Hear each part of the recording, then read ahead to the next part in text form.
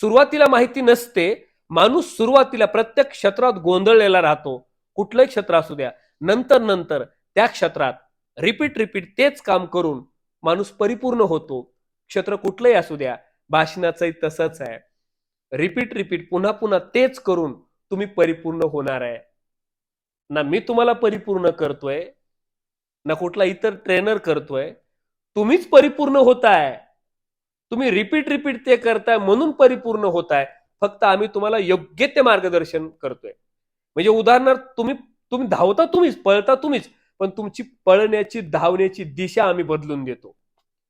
For example तुम्हाला पुण्याला जायचं आहे तर सुपा शिरूरहून जावं लागतं ना. जर बीडहून परभणी हिंगोलीहून गेलात तर किती वेळ लागेल पुण्याला जायला. इथून नगरवरनं सुप्यावरनं पुढे शिरूरहून रांजणगाव असं जातांतर जरा लवकर जाताल.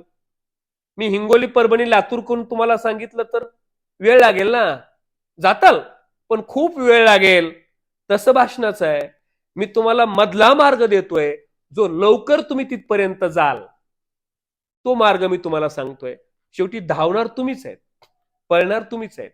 भीती घालवायची असेल तर एकच काम करा, तेच काम रिपीट करा. याला दुसरा पर्याय नाही.